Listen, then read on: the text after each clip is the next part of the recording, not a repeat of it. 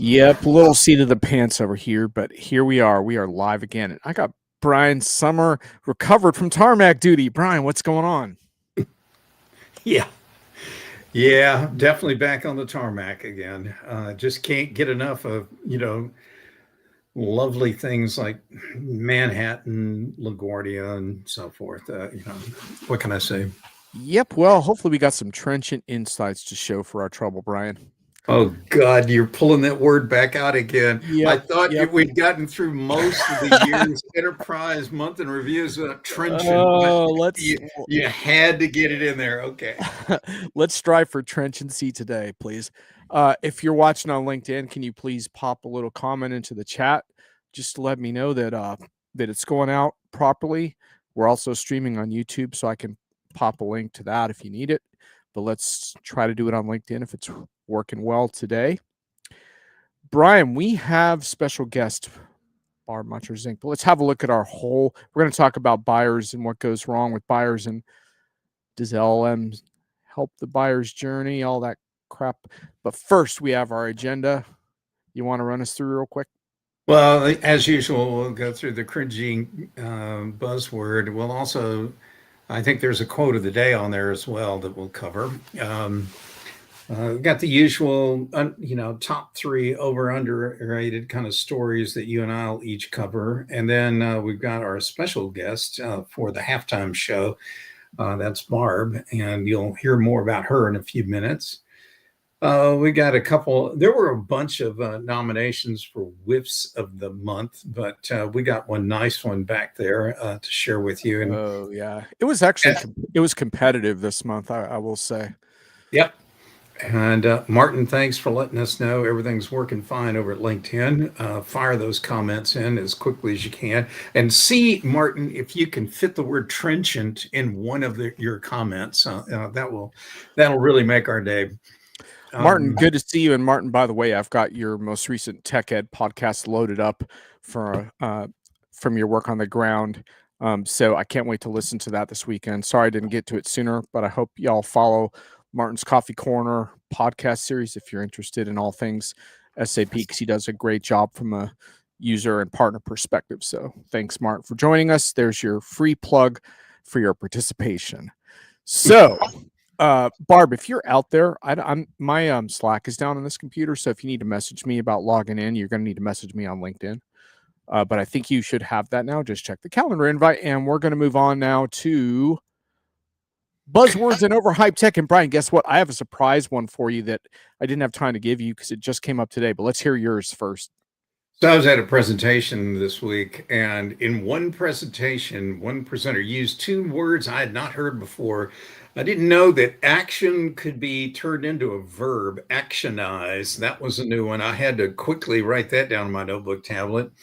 And as soon as I actionize myself, I might try and figure out how to weave that into a Diginomica posting.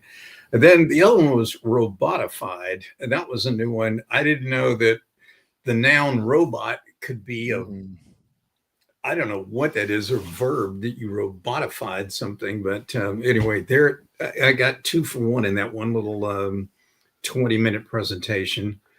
Brian, I'm thinking for our end of the year buzzword collection, we may want to go with robotified, which is the roboticization of the fast food industry. I think that could work really well.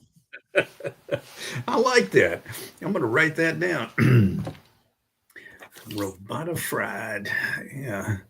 That's something, that's what's going to happen if Popeyes ever adopts robots to cook chicken. It's been robotified. Anyway. Exactly.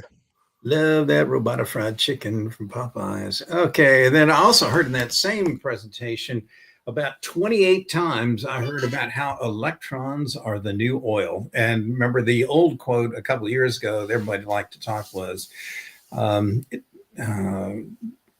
it was digital is whatever is the new oil or something like that. But anyway, electrons are now the thing.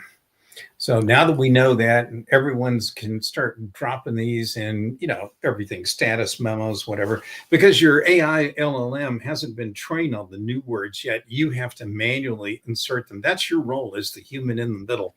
is to use these new words. Brian, I think you're really going to like the additional one I have, which you may have heard before. I was hoping you hadn't heard it. It's forever layoffs. And you can do a search on this on YouTube because I watched this guy ranting about it. But basically, it's the new sleazy corporate practice of constantly laying people off in batches under 50 to avoid all kinds of various compliance things that are summoned once you get above the 50 head count dismissal. Forever layoffs.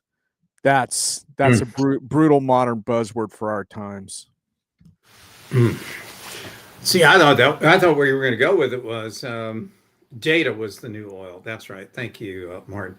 I thought where you were going to go with the forever layoff was the idea that we're going to delayer so many layers out of a company that we have permanently and forever kind of laid off, these roles, people, and positions. But okay. I like it. Well, I don't like the concept, but I like the word. Yeah. Oh, okay. No, it's a brutal concept, but it deserves to be called out. And in any way, that's the calling out. And now we are here with our top stories. This one is one of my top picks. This is over at Upper Edge. When John Belden does a project failure deconstruction, it's usually going to be pretty definitive. This Deloitte project, this Zimmer Bionet, it's just a mess. And one of the most depressing things about it is you could have pulled it out from the headlines from like 15, 20 years ago. It makes you feel like we haven't learned really a darn thing. And maybe Brian, we haven't. But anyway, it's definitely amazing to watch the skirmishing. And as John points out, this is an SAP ERP project, but the technology in these things is generally not the key issue in play, but it is how three parties can really screw something up. And it's funny how Deloitte always seems to find itself in the middle of these things. But anyhow, I think the key takeaway here is that John talks about is a one-sided commercial framework to create predictable outcomes that feel fair on paper but lopsided in practice. So anyway, I think it's really, really important for customers, and even in this modern day and age, to realize that you're at a little bit of a project management disadvantage compared to the big firms. And if you're going to involve one of these big firms, you sure as heck better have someone else in and around auditing the progress of these things. Because the other really depressing thing when you read about these project failures is how long it seems to take people to come up for air and say, this isn't heading in a right direction. I don't know why the interventions don't happen sooner. Brian, this story feels like it could have been written in 2003. Oh, I think it could have been written about 91. Yeah. By the way, I flagged a couple of months ago in one of my top three stories, a predecessor story on Upper Edge on this very same case. And the same guy wrote it, and he was basically predicting then how this thing would go down. And this is this very good article. It's a long one. It really does talk to the point you brought up, which is it's the commercial paper that's the problem. Now, I'm no stranger to doing ERP projects, period. Do a bunch, done a zillion. One of the things I always caution clients is you write your paper for the deal. Don't use the vendors. And vendors blow head gasket over that. Yet I know they have software that maps the customer's, proposed contract wording against theirs, and might even suggest an alternative bit of language. On my bookcase over there, I actually have a 3-ring notebook of mine, about yay thick, that has what the optimal verbiage clients ought to use, what the vendors are probably going to use, that's what they think is optimal, and then maybe what you could live with in between. I don't know why anybody would accept a standard master service agreement or other kinds of contract documents from a vendor. If you're going to use a counsel to help you on this, and I advise you definitely do that, don't just use any attorney or any contract attorney. Get someone who's got a load of experience with software and services kind of arrangements. And I know UpRidge does a lot of that kind of work. And we're neither you or I'm trying not to speak for you, John, but I don't think either one of us is recommending who you ought to go, Nope. work with. But the idea that you need to reach out and deal with someone who's going to help you unravel decades of tweaks that vendors have put into these contracts to keep them very one-sided towards the vendor. You need to unravel all that before you move forward. Sorry. Anyway. Yes, indeed. All right. Well, we will pick up the pace, but I think that was an important one. So definitely track that. And by the way, don't assume that AI can solve this for you by criticizing a contract on its own. Need expert advice and counsel. My Well, next top story. we do have one resource they could tap into when we get to the Oh, whiff we do. section for a legal eagle We do. resource you'll want to We get do. to. But anyway, We on with your do. second story, John. Well, I'll make this one pretty fast. I actually saw something that Tim O'Reilly wrote that I liked.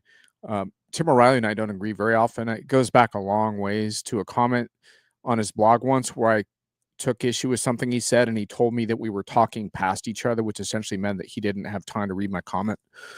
So sorry, Tim, but ever since then, I just haven't been a fan. But he wrote a really consequential piece about AI, and I won't go into all of it here because we're going to get back into AI in a few minutes. But the gist of it is, it's a really important distinction that Tim is making here between AI as a worker or a tool, and he opts for the tool side. And I think that's where I would land as well. And he explains in these pull quotes here, which you can read on the screen, why he takes that stance. And I think it's a very valid stance. Now, in my weekly hits and misses, I talked about how, I don't care as much about the semantics of what you call your AI as I do kind of how you implement it. But it's becoming increasingly clear that your philosophy of how you want to treat people in the context of your AI is becoming a defining factor for your employees and for your customers. And you need to look at that both as a company and as a project team and all of that. And I think Tim's piece, whether you agree with his take or not, provokes that essential conversation, which is why it is a little bit semantics, but it's more about your organizational philosophy more than anything. So that's my second pick. Shall I move on to yours, Brian? Because we got to get our guest on stage here soon. And this is just a real quick aside. Frank Scavo did a really good piece on the risks of generative AI for therapy and companionship, and I give him a lot of credit because this came out of a podcast that he did, and I was like, Frank, you kind of mentioned this as an aside, but it's actually a really big deal. And he researched it more, came out with this piece. And the core here that I think is really important that relates to our enterprise concerns and beyond is there's been all this talk about the AI market bubble and stuff. And what I said kind of like sarcastically is if OpenAI was signing 7- and 8-figure enterprise deals, they wouldn't be opening up their tool to more and more therapy, advisory, and porn. So that's kind of the connection that I make between OpenAI's pursuit of porn and therapy, which is not just them. Everyone else is doing it, or a lot of LLMs are doing it. But anyway.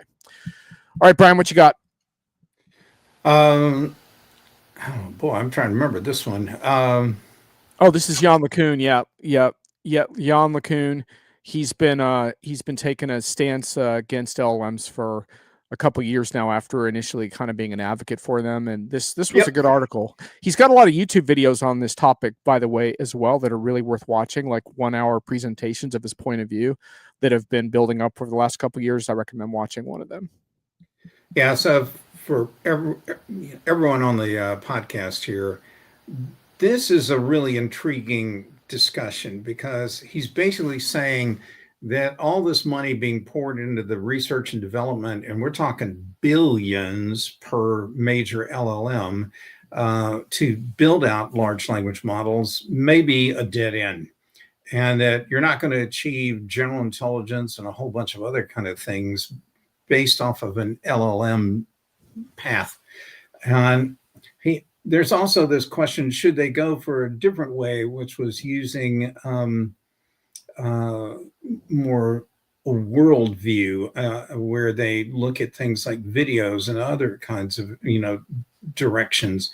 There's no clear answer here on this, but it does show that the world model is something most of us don't have enough experience with or knowledge of at this time. And there's certainly no product out there really around that yet.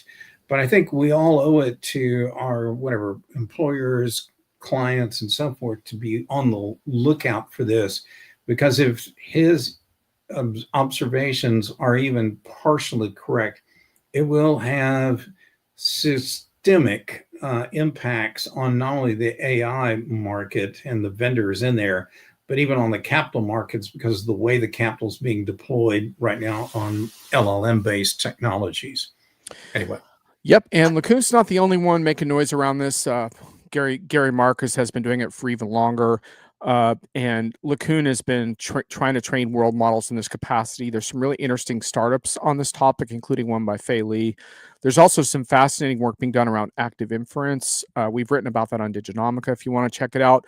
Like Brian says, it's not operating at the scale that LLMs are currently, but I think everyone should kind of understand that there's a lot of different approaches happening right now that are really interesting, that could really change the markets. And like you said, maybe even poke some holes in the existing market.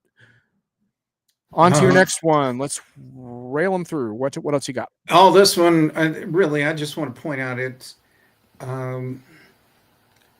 if all you track and care about are some of the US vendors, particularly in the AI space, then you're doing yourself a disservice, because there's a lot of other stuff going on in other parts of the world. One of the big questions is around sovereignty. And I heard a lot about that, for example, at some of the Oracle and Oracle NetSuite events that I went to in the last month. Sovereignty is more than just where you locate your data center. And that's a lot of what is happening, even with, in this case, governmental entities in Europe are wanting to move towards open source kind of solutions. They do not want to be encumbered by the or subject to the whims of US based providers of LLMs and AI tools. Anyway, it's something to watch, because this whole thing about the politics and everything else of where data resides, it's fluid and it's a pendulum swing. And right now it's swinging back towards individual sovereign environments. Anyway, that's it. Indeed. Okay. And lastly, there was just a survey. This isn't a real full-blown study, but it did come out of MIT Sloan. And if you're having trouble reading it, and I am without putting my glasses on, but it basically was a poll, not very scientific, but it was asking some execs, what do you want AI to do? You want it to organize a trip and book your travel? Do you want it to plan your meals and order groceries, blah, blah, blah. The last item caught my attention.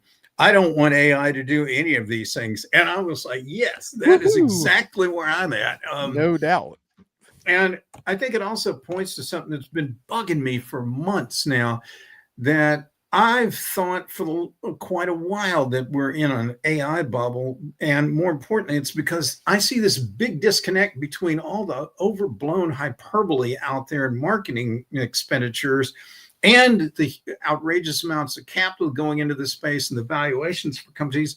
And yet when I look at the proof points of my interactions with AI tools are so abysmally bad, it makes me think a correction's got to come. And the fact that executives would say, I don't want it to do any of this stuff, is just, to me, just validates that there's trouble in River City, and it begins with a T and it starts with technology. Anyway.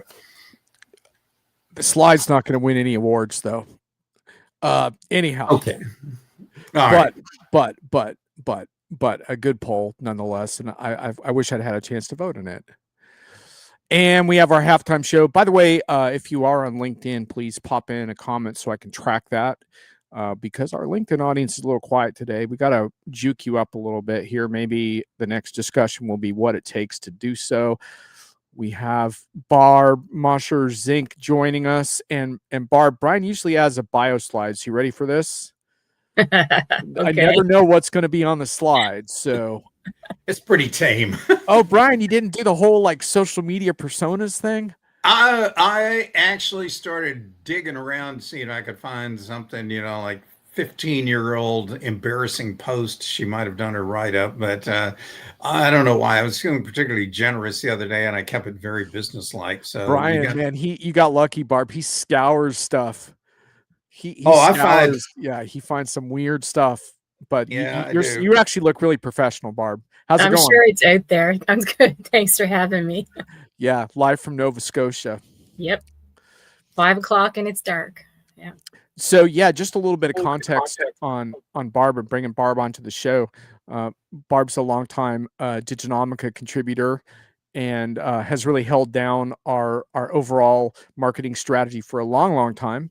And you and I've worked together in different capacities. I've edited your stuff. You edited the Informed Buyer book that I wrote that took a while to get across the finish line, but I could never have done it without your help. So we've learned a lot from each other over the years, I think, in having that dialogue. And now everyone gets to get a little sample of it thanks to your most recent article, which we're going to get into on B2B buyers and how they're changing. But I think I really want to start and want to get Brent first. Begins with a P, and that stands for Dr. Pepper. That's inside baseball, folks. Brian and his Dr. Pepper. Maybe we'll get to an anecdote about that a little bit later on. Hi, Brent. Nice to see you in the chat. Barb, before we get to your article itself, can you just share a little bit about, you've been tracking sort of what B2B buyers care about for a long time. What are you seeing over the years as like changes? I mean, obviously we had big changes with more search oriented behavior, but what have you been seeing just from your vantage point? Well, I think that the talk about going to LLMs for everything may be a little bit overstated. I think the talk about the website being dead is really overstated. It's definitely going to evolve, but I think that buyers are still going to the website. They're still wanting to find information about the products and services of the brands they're looking at. But we're not, as the vendors, giving them what they need. So I think that's the big thing. I don't think that is going to change anytime soon either. That's kind of the big things I've noticed. Yeah, you know what's interesting about that too is that this whole thing around vendors not giving buyers what they needed has been this long time problem in our industry. And when I used to have arguments with Hank Barnes over at Gartner, who has done a lot of the pioneering research on this topic, it was really interesting because it seems like a contradiction at first, right? Because you're saying, well, we have a new, more independent buyer. And so maybe vendors think they're off the hook or something, but it feels like they'd never really step back and say, okay, what are the implications, right? Because it's not that the buyer doesn't want to interact with the vendor. In fact, they seem to judge vendors more than ever in terms of like how they get to interact with them. It's just it's more on their terms maybe, and vendors don't get that. Yeah, I think, me personally, I don't want to talk to vendors when I'm researching and trying to pick products that I want to work with. I want to know as much about that product up front. And it's really hard information to find. And from a software perspective, a lot of that information is in the technical documentation that, it's on the website on a lot of sites, but it's buried and it's really hard to read and understand. And if I can't figure it out, I lose interest. And as a journalist trying to understand these products, looking at their websites, I'm like, yeah, your messaging is too fluffy and makes no sense to me at all. Like, what are you all about? I do that. I ask them a lot that they don't like that. Yeah. Go ahead, Brian. So I've helped a lot of consulting firms over the years, in addition to some vendors. And one of the most hilarious things I'll do is I'll pull everything, a number of different statements from each of their competitors' websites and their own. And I'll ask the partners in these firms, okay, which one of these comments on here, and there might be 6, 8, 10 of them up on a slide, which tagline is actually from your firm? And not only can they not identify their own tagline, but they are astonished to find out that they sound all the same. And, so there is incredible lack of differentiation in how they market. And more importantly, the information you're talking about, Barb, that you go to the website looking for often is at best function feature stuff, but it rarely describes the experiential angle of what the solution is going to do for the customer of that technology. It's totally devoid on that. Yeah. Most of the websites I see could be the McDonald's bill of materials for the Big Mac song, 2 all beef patties, special sauce, lettuce, cheese, pickles, onions on the session. Just a bunch of functions and features they string together, throw it out on a slide, and somehow we're supposed to get excited about that, and it's not, and it's missing the whole point, like that Coke did that around the same time, where they had all the kids singing "I like to teach the world to sing on top of a mountaintop." They're not selling carbonated water with caramel coloring, high fructose corn syrup, and all the other ingredients that go in a Coca-Cola. Anyway, you're right on. Yeah. And I think for me, like I have a technical background and I have a marketing background. I do marketing consulting. So when I talk to vendors for my pieces on Diginomica, I kind of hit them at both angles. And sometimes they're not quite sure how to answer me. They don't want to go deep. And I don't know if they don't want to go deep because they don't know the answers, or if they just think I can't understand it enough to tell me how things work. But I need to understand it to kind of talk about it. And I think buyers are the same way. They want to understand what these products do that help them solve problems that they have. Got a nice comment from Martin. He says, wow, I don't have the feeling that many journalists and even analysts go that deep as Barb. Indeed. And Barb, I think that speaks to the value of really having an area that you focus on for so long and really looking at how it evolves and also how it doesn't, which brings us to our piece. If y'all haven't seen the piece, it's called Buyers Are Engaging with Vendors Sooner, but not for the reasons you may think. And this was based on 6 Sense's new B2B buyer experience report. I will paste the link in the chat, though it may not come out on all of your chats. So just have a look at Diginomic if you want to see it. But Barb, what was sort of the gist and the findings of this latest report? So this is a report that 6 Sense does, at least for 3 years. They might have been doing it longer, and they go out and they do a huge study. And I'll just point out they don't survey their own customers.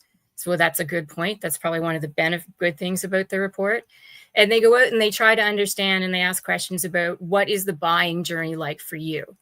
So what their big thing was that 70% of the buying journey happens before they even talk to a vendor. They do their research, they do their selection of their short list. And once they do that, then they go and they reach out to vendors. So that's kind of been their standing perspective from the research. This year, that kind of shifted. And it shifted that now they only do their 60% roughly. And 40% is at the 40% point is when they reach out to vendors. So they're hitting vendors earlier. And what they tried to figure out was, oh my God, is our 70-30 all wrong? Is it changing? And it's not. It's just that there are reasons they're reaching out sooner. One of them is the AI point. They want to know, these buyers want to know what's AI in the product, and they're not getting it from the website. And I can tell you, if you look at a lot of these technology. Sound familiar, Brian? Yeah, there's like nothing on the website that tells you anything deep about their AI capabilities. So that's one of the reasons they reach out sooner, because they've been mandated, according to the study, by their bosses and their leadership to have AI in that product that they're buying, and they need to know what it has and how it works and what's all the security and governance and stuff around it. The other reason they're saying is it's economic uncertainty. So budgets are shrinking, people are getting worried. They want to make a decision faster so that they don't lose their budget to buy that product. But the kind of catch there is they already know who they want to buy. They just do it faster. And so they're not really worried about the risk, according to the report, of buying faster, because they already have done the research and they know who they want to buy. So they do a short list, like 4 to 5 vendors. Most of them order it, and it's the first one on the list they buy almost every time. So it's faster, it's to the vendor, but it's pretty much already decided by the time they get there, regardless, which was always kind of the story before anyway. So some of that was the concept in this book, which I'm sure you've read, Barb. Is that right? I haven't read it, but I know about it. Yeah, I've interviewed people about it. It's in my top 5 business books of all time, which is not saying a lot because I don't read a ton of business books, but it is in the top 5, and it informed my own buyer missive as well. Like, I think the concepts in that book never go out of style. But anyway, go on, Brian. Well, I think some of the behind the scenes, some of the other stuff that's going on is no one understands the pricing of AI, which is another reason why people are not only looking for it on the website, not finding it, but when they press the vendors on it, they get a bunch of wishy-washy stuff, and they have to get into the process a lot earlier to get their hands around what are we going to pay for? Is it on tokens? What do they cost? Do we get volume discounts? How does this work? What kind of toll charges are we going to get if it's connecting stuff from disparate different systems? The economic uncertainty with making one of these technology choices is pretty significant. And I think smart buyers have to get in front of this stuff as early as possible if they want to have any chance of making a good decision. Yep.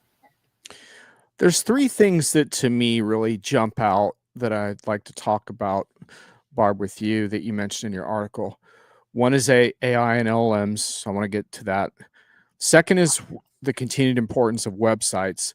But the third is trust, because I think one of the traps we can get into with this research, and this is something that we spent a lot of time on in the book that I wrote, is that you start to think that buyers are only like relevant when they're in buying mode, but in fact, you really want to start engaging with these people in meaningful ways long before you ever reach that point.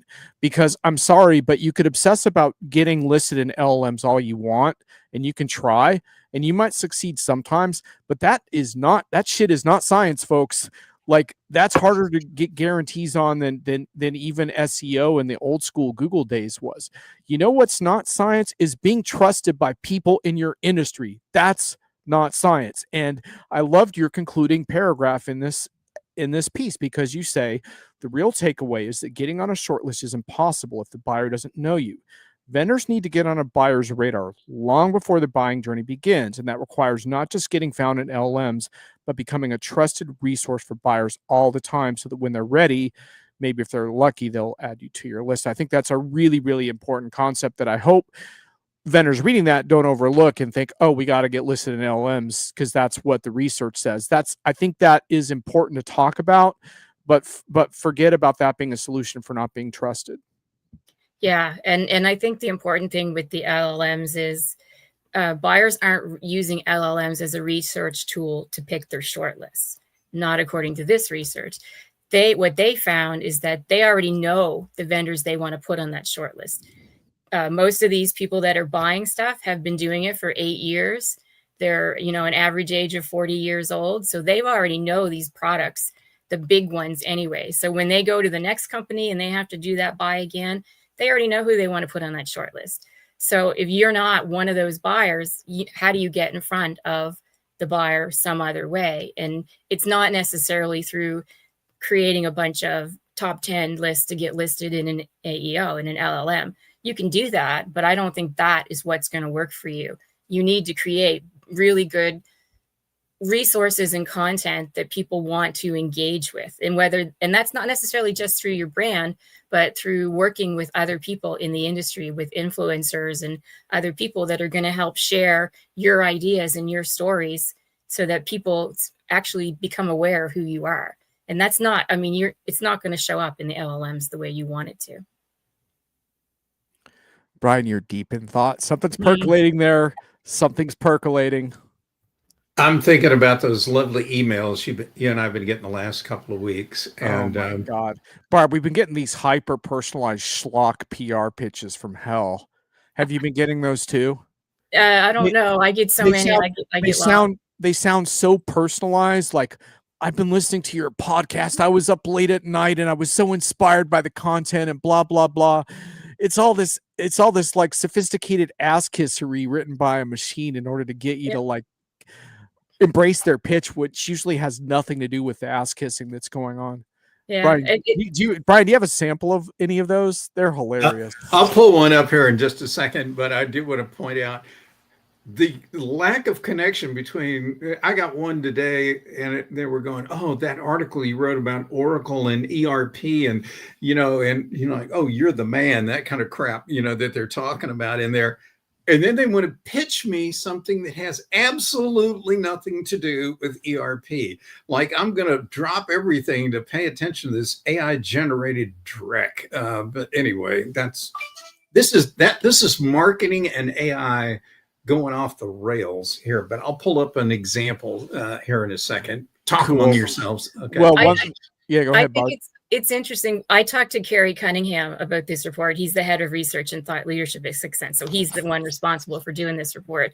And one of the things he said to me was, if you're not on these short lists and you have to get on these short lists, you have to get out there and you have to slam these buyers to kind of get their attention. And I'm thinking, oh my God, I don't need 10 more emails that look like they're personalized, that don't mean anything. Like, I hate that. There has to be a better way to get buyers' attention than having a BDR, whether it's an AI agent version or not, doing all this crazy outreach like that. I think would annoy a buyer more than help.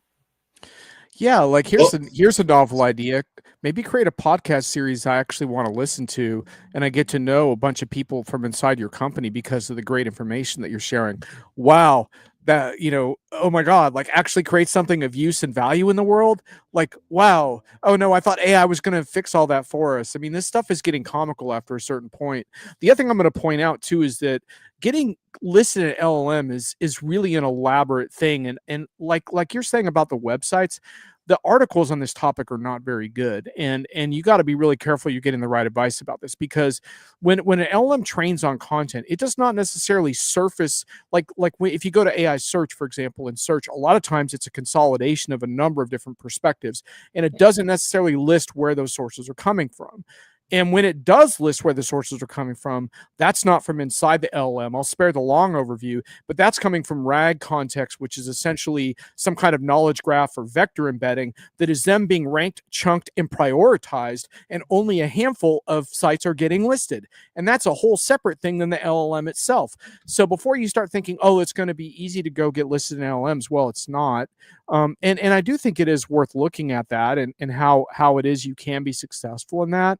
But to me, like, it's all I just think about it as an overarching strategy, Barb, where, and this is one thing I really like about your articles, is that you're always asking, like, what about this piece? Like, everything's got to work together, right? It's the website matters, the LLM visibility matters, the trusted content matters, it all matters. Yeah. I had a really good interview with the CMO of Bloomreach for my next article upcoming about the website and what's happening to it. And it is definitely not going away, but it is changing, because you do have to have it work for both people and for the LLMs. And I kind of asked her, I said, how do you do both? Because it's two different ways that you want to surface an experience versus give me the information. And she kind of gave me examples, and I just thought, that is really going to change the way we build websites. So, but they're not going away, because the LLMs still need all that content. So for everyone who says the website is dead, it's not going anywhere, because if it does, what's going to feed the LLM content? I don't know what else would, other than, LinkedIn social feeds, which are, let's not talk about those, because they're not very good. Oh man, you know how to push that button, don't you? I'm not going to go there. I've had enough rants. Brian, what are your thoughts? Well, I mean, if you guys have got a bottle of Pepto handy, I can read you this lovely AI entreaty I got this morning. You want to hear it? Yeah, let's hear that. Hi, Brian. I noticed your recent LinkedIn discussion about the fast-changing focus in AI training. I don't think I ever wrote them one, but anyway, and it sparked a few thoughts here.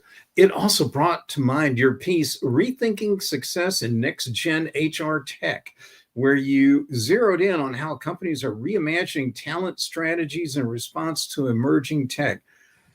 I don't think that's what I wrote about. Anyway, just this week, I've seen finance and HR leaders looking for concrete ROI links from their AI and SAP investments, especially as Q4 planning draws closer and the pressure to justify those budgets for retention growth. This is like, is there a gong? Do you remember the Gong Show? Can I ring the gong? This is brutal. The verbose gobbledygook posing as savvy pitch. Oh my God. But John, your Oracle AI World 2025 analysis struck me. particularly the point about Yeah. impact trailing the initial buzz. Oh my God. It goes on. It's three more paragraphs of this Brian, dreck. we were at a Brian Summer fan club meeting, and I was struggling to actually get a word in because everyone was testifying to how great you were. But finally, I had a chance, and I said I've read 100 of Brian's articles, and I've got 25 points that I want to surface. I mean, why did? Yeah, and Brian, I think your prediction around HR applications is about to hit us on the PR side. Like, I think we're going to just be deluged by this stuff, and it's going to be an interesting challenge.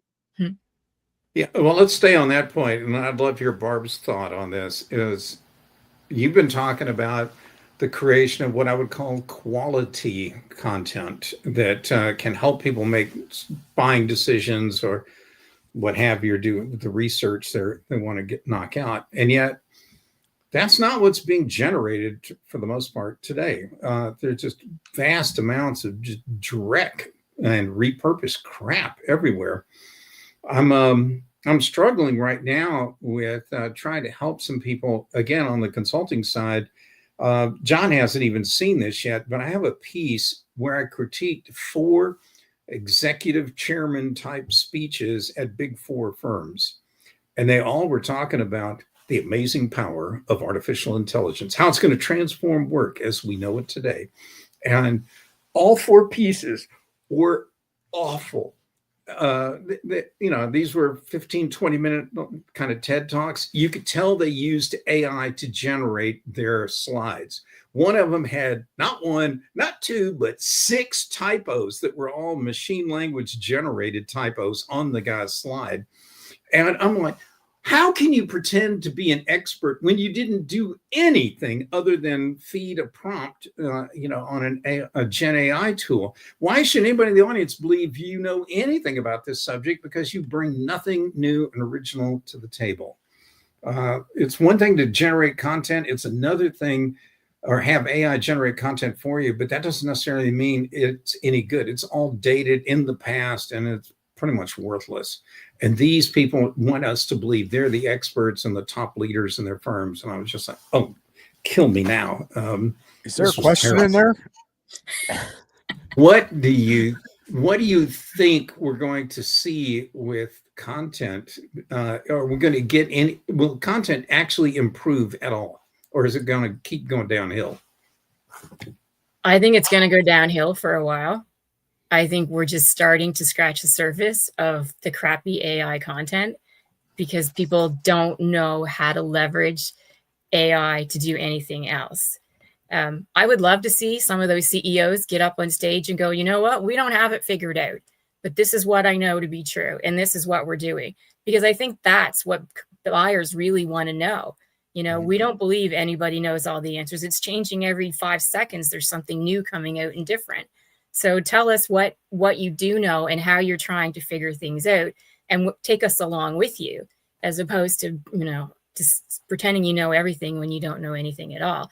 And I think that I'm not opposed to using AI to help with content, but I think you use it more as a way to help you figure out what you should be talking about and how to look at things differently, because what it's spitting out is what everybody's talking about. So if everybody's talking about this, how do I bring a different take to it? How do I bring a different story to it? And I think that is going to help us. But a lot of companies aren't there because they have content writers who may not know how to do that, may not know how to look at it that way, because they've been maybe SEO writers who just give me a keyword and I just spit out content, right? So I think, and even I'm not even sure journalists necessarily are the answer to that. I do think it's someone who does have some kind of tech, if it's a software platform anyway, or a heavy tech one, you've got to kind of understand how to pull everything together. And I think we're a ways away from doing that. I think the ones that succeed will figure it out faster, but I think we're not there yet. So I was talking to a client today that had, because one of my big things that I write about a lot is like what AI is good and not good for, and how we get confused by that sometimes, which I think gets to your point. And one of the things I think AI can be really good for is sort of overall campaign and content asset management at scale.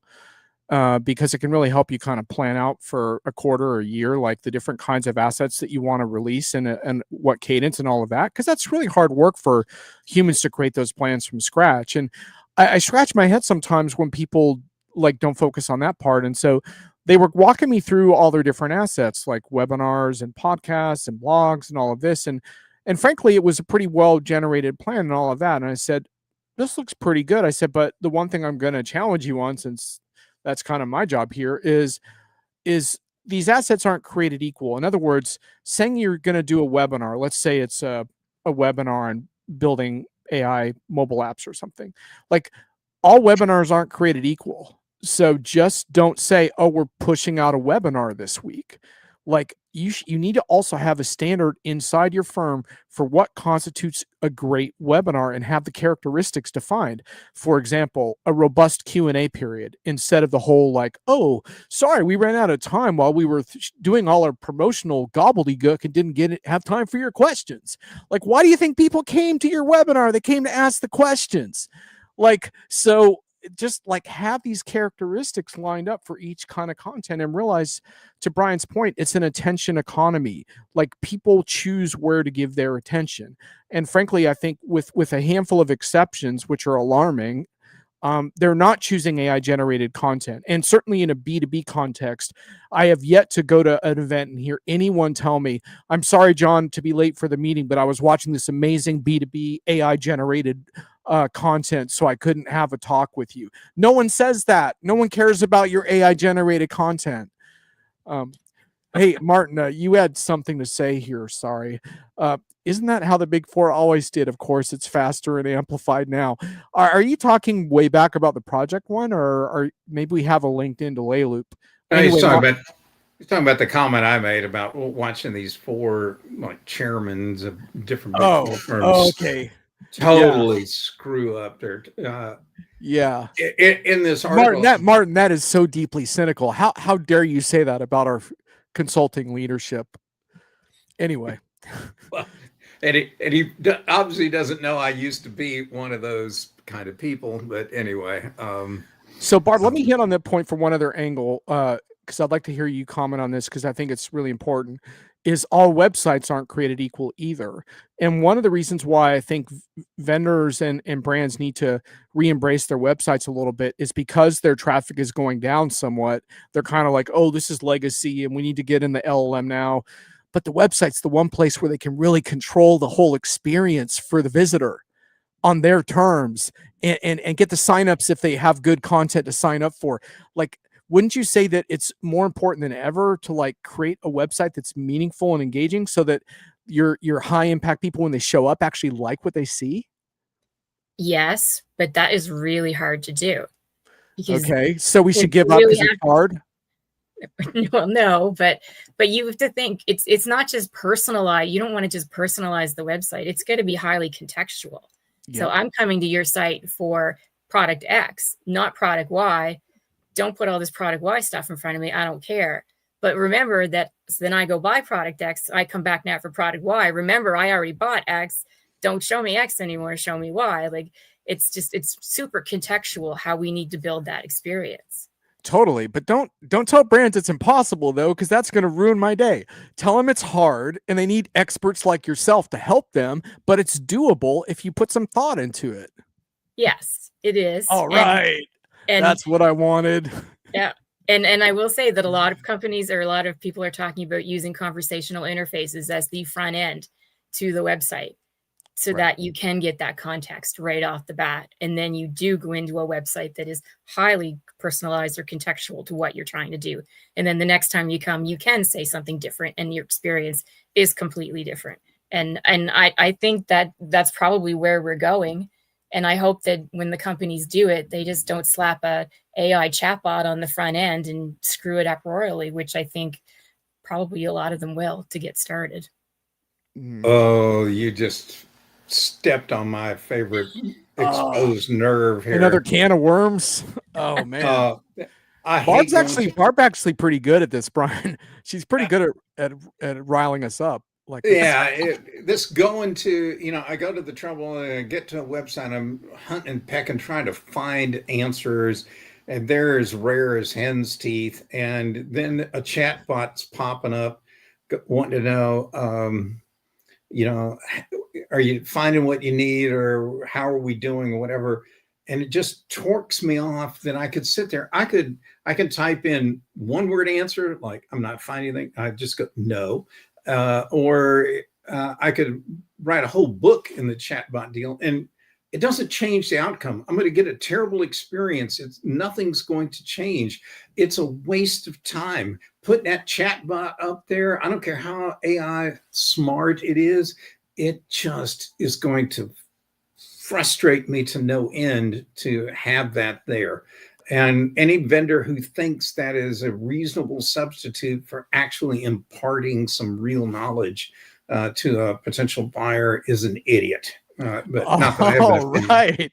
All right. Well, no shortage of strong opinions today. Hey, Martin, you just asked a question. Hey, no doubt you are definitely absolutely carrying the chat today. So maybe you're still getting a feel for this show, which is a little bit back and forth and freewheeling, but you are absolutely appreciated here in the chat. Feel free to keep going because we're not quite done.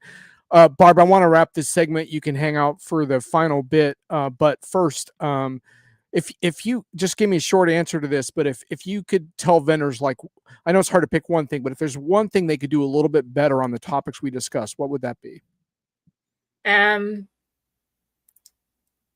don't know. Oh God, you're going to stump me there. Put better information on your website, not just your product features and functionality. Okay. Do an experience that works better for the people that are coming in. And I have a hunch you're going to be writing about this topic pretty soon. So in a way, this functions as an article preview. So stay tuned. And Barb, thanks for sharing what you do, because it's always really great to hear, because you live this day in and day out. So thank you for joining us for that. And you're welcome to hang about. We are going to do our little final segment here, which is the easier part of the conversation. Brian, I think this is our first Kim Kardashian appearance on the show. So that's something. Well, we had a Unpredictions article one time that we predicted. That's right. A new TV show would come out called Keeping Up with the Kubernetes, but that got a little bit of traction. I don't know, 4 or 5 years ago. This one made my head spin on so many levels. One, the imagery of Kim Kardashian arguing with ChatGPT over the incorrect, as she said, answers it's feeding her on how to train for the bar exam in, I guess, California or somewhere. And but the idea that she's arguing with ChatGPT just seems like, well, this is how celebrities interact with LLMs and the answers they get from it. We were talking earlier about if somebody needs legal help on doing a software contract. I don't know whether ChatGPT is who you lean on, or you go with Kim Kardashian and Associates on that. So that's assuming she gets past the bar. But when I saw this, I mean, you guys can read the excerpted quote there. I mean, it doesn't help my faith in humanity knowing that this is how little some people understand what AI is all about, that she's arguing and throwing tantrums or whatever about AI.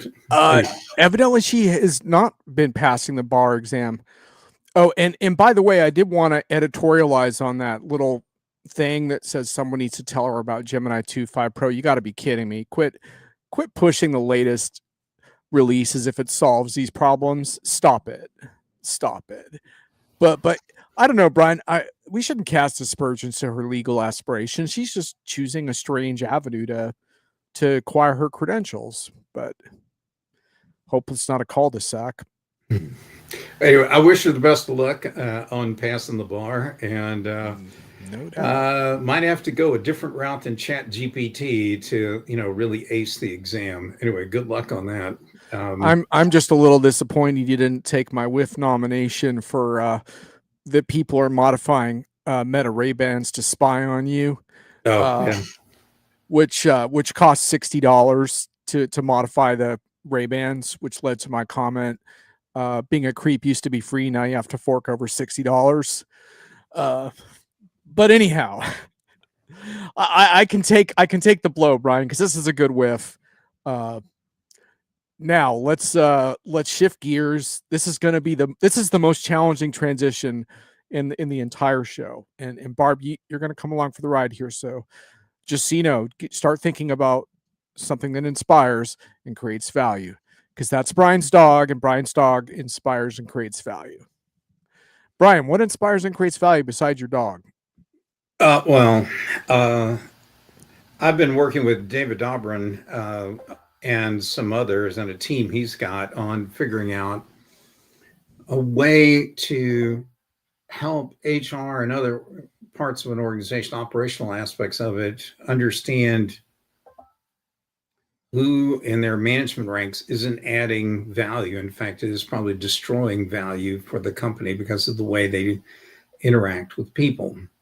And I don't have time to go through the whole spiel here, but more of this will come out in the future. But this has been a fascinating process going through that and uncovering all kinds of really cool stuff along the way.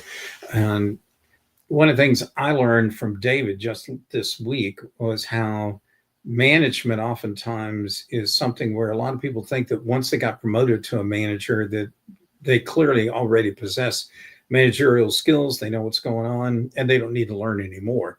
And he told me that no, being a manager is like owning a dog. You might think you know a lot about owning a dog, but the dog's going to show you over time there's a whole bunch of things and tricks it knows that you never saw coming.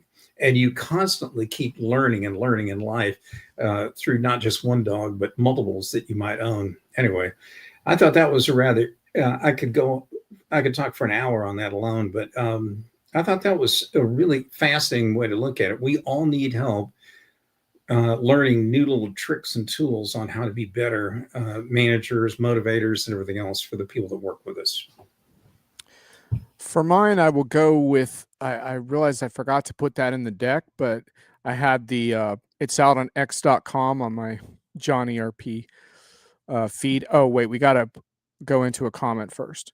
Brian's leaving with an interesting teaser. Wonder how many aren't adding value. Well, I think we got to a lot of the people that aren't adding value earlier in the show. So if you missed any of that, I think there was a heavy dose of that. We're trying to focus on what adds value right now. Anyway, so something that inspires. Well, I can't speak to the value in a market sense, but after the last event of the year and back at the airport, I tracked down one of our colleagues who's been on the show before, Bonnie Tinder of Raven Intel in Chicago, and found Bonnie at Bonnie's gate in Atlanta. You guys know that's a massive airport, right? But I tracked her down, and I used my app to find the Starbucks next to her gate. There's a nice photo of us doing the toast with our little personalized Starbucks things, and it's like, yeah, we made it through another conference season, and it feels really good to be able to share a moment like that with someone you respect and trust. And it's oftentimes those little moments that make it all worth it for me. I'm not sure if that adds value in other people's worlds, but it sure makes a difference in mine. So Bonnie, wherever you are, thanks for that wonderful moment in the Atlanta airport that just really made my day. So Barb, what inspires or creates value in your life? You know what? My daughter does. So she's in her second year of university. I have 2 kids in university, but so both of them really inspire me. But she's in a science program, and where all the kids are out there using AI to write their papers and do their research and stuff, she's like anti-AI. She does everything from scratch. She has pages and pages of coordinated digital and paper notebooks, and just blows my mind. And I think that we could all learn how to do more of that and stay more that way than just automatically assuming AI is going to be the answer to everything. Now, I will say she did discover Notebook LM, and she loves that she can create cue cards off of all of her study notes for studying her tests. So, but yeah, that's kind of what I look at. I think I like your daughter quite a lot. I think I'm a fan. Love that story. Thanks. And was really nice to have you join us today, Barb. Thank you. And we have a final comment. Cool story. I thought all the stories were cool. So we'll just apply that to all of them. Enjoy Thanksgiving. Yes, I hope everyone has a wonderful Thanksgiving. And Brian, you and I are definitely going to do one more of these before the year ends. We'll figure it out. But sometime in December, we'll be back on a Friday, and we may actually have some surprises in store at that show, right? But we decided not to tease that too much. So yeah, I think we will have. I think it will be festive in a different way. It'll be a fun kind of conversation. Let's leave it at that. Okay. Indeed. Well, hey, I appreciate y'all joining in on the feed. It looks like we started to get a little critical mass towards the end. It's funny how that works. Martin, thanks again for carrying the chat on your side. And thanks again, everyone. Have a great day. Thanks. Bye.